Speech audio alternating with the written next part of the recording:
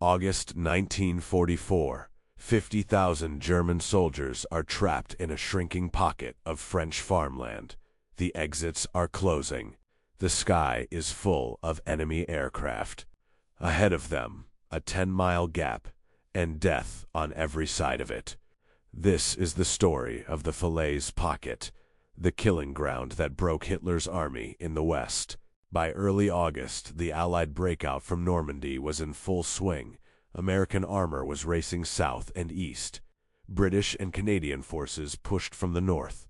Two German armies, the 7th and 5th Panzer, found themselves caught in a trap they hadn't seen forming, boxed in near the small town of Falaise. Hitler refused to let his generals retreat. He ordered a counterattack toward Mortain instead, a desperate gamble to split the American advance. It failed within days. Now the same forces meant to attack were the ones trapped, deep inside a pocket that was closing faster than anyone in Berlin wanted to admit. The gap left open near the town of Chambouis was barely 10 miles wide. Through it, German commanders hoped to funnel two entire armies to safety. Every road became a bottleneck. Every hedgerow hid an ambush. The single narrow corridor left for escape would soon earn a name soldiers never forgot: the corridor of death. Above the pocket, Allied fighter bombers hunted without pause. Typhoons and Mustangs strafed anything that moved on the roads below. Trucks, horse-drawn wagons, staff cars, tanks. There was no cover in open farmland. For the men trying to escape, the sky itself had become the enemy. Inside the pocket, chaos replaced discipline. Fuel ran out, radios went silent.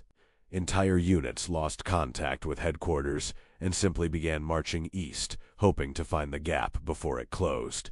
Officers who had commanded thousands now led scattered groups of exhausted, starving men. Canadian and Polish troops pushed down from the north, fighting for every farm and orchard around the town of Troon. The fighting here was brutal and close, often hand to hand, house to house. For the Poles especially, this battle carried a personal weight, revenge for a homeland already lost to occupation. Meanwhile, Patton's American Third Army swept up from the south, driving hard toward Argentan. For a moment, the pocket was nearly sealed shut from both directions. American and Canadian forces separated by only a few miles of open ground, close enough to hear each other's guns. But that final gap never fully closed in time. For nearly a week, thousands of German troops streamed through it each night, moving under cover of darkness to avoid the daylight air attacks that had turned the roads into slaughterhouses.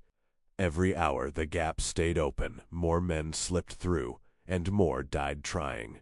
On August 18th, the German 7th Army Command Post itself came under direct attack. Generals who had planned offensives just weeks earlier were now running for their own lives. Dodging artillery fire meant for the men they used to command. The command structure of an entire army was collapsing in real time.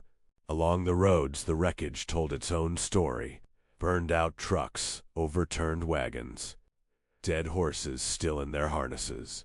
The Germans had never fully mechanized. Much of their transport still relied on horsepower, and in the killing zone of Falaise, that dependence proved fatal for thousands of animals and men alike. By August 19th, Polish troops holding the high ground at Montormel, soon nicknamed the Mace, found themselves cut off and surrounded, fighting off desperate German breakout attempts from below while running low on ammunition and water. They held the position anyway. For 2 days, the Poles on that ridge repelled wave after wave of attacks from Germans desperate to reopen the escape route. Reinforcements couldn't reach them in time. Casualties mounted on both sides. It became one of the most costly, most decisive small battles of the entire Normandy campaign. By August 21st, the pocket was finally sealed. What remained inside surrendered, was killed, or scattered into the countryside in small groups, hoping to slip past Allied patrols on foot.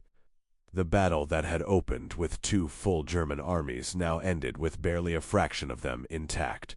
Eisenhower himself later described the roads around Falaise as one of the greatest killing grounds of the entire war. Allied soldiers who walked through afterward said the smell of death and burned flesh hung over the fields for weeks, carried for miles on the summer wind. For the civilians of Normandy, the cost was just as brutal. Towns like Falaise, Struan, and Chambois were reduced to rubble by the fighting and the air attacks. Families who had already endured 4 years of occupation now watched their homes destroyed in the final weeks of liberation. For Hitler, the disaster at Falaise was catastrophic, but he refused to accept blame. He dismissed yet another general, insisting the defeat was the result of betrayal and incompetence, never his own order to hold ground that should have been abandoned weeks earlier. For the Allies, Falaise opened the door to Paris. With the last major German force in western France shattered, the road east lay open. Within days, Allied columns were rolling toward the French capital, a city that would be free again before the month was over. Among the dead in the pocket lay men from a dozen different units: panzer crews, infantry, artillery, even Luftwaffe ground staff pressed into combat. The Wehrmacht that had conquered France in 6 weeks back in 1940 now lay broken on the very same soil, destroyed not by one decisive battle, but by weeks of relentless attrition. Among the dead in the pocket lay men from a dozen different units, panzer crews, infantry, artillery, even Luftwaffe ground staff pressed into combat. The Wehrmacht that had conquered France in 6 weeks back in 1940 now lay broken on the very same soil, destroyed not by one decisive battle, but by weeks of relentless attrition. Historians still debate how many Germans truly escaped the pocket. What's certain is what they left behind: nearly all their armor, artillery, and transport in Normandy. The 7th Army and 5th Panzer Army existed on paper after Falaise, but as fighting forces, they had ceased to exist. Some who slipped through the pocket never spoke of it again. Veterans on both sides later called Falaise the moment the war in the West truly turned, not just a lost battle, but the death of an army's will to fight. What began as a beachhead in June ended, 10 weeks later, in a field littered with the wreckage of an empire's ambitions. Today, the fields around Falaise are quiet again. Farmland, orchards, small roads where wildflowers grow over what was once called the corridor of death, but scratch the surface. And the past is still there: rusted metal, shell casings, silent reminders of the 10 days that shattered Hitler's army in France. Some who slipped through the pocket never spoke of it again. Veterans on both sides later called Falaise the moment the war in the West truly turned, not just a lost battle, but the death of an army's will to fight. What began as a beachhead in June ended, 10 weeks later, in a field littered with the wreckage of an empire's ambitions, and a silence that would follow the survivors home for the rest of their lives.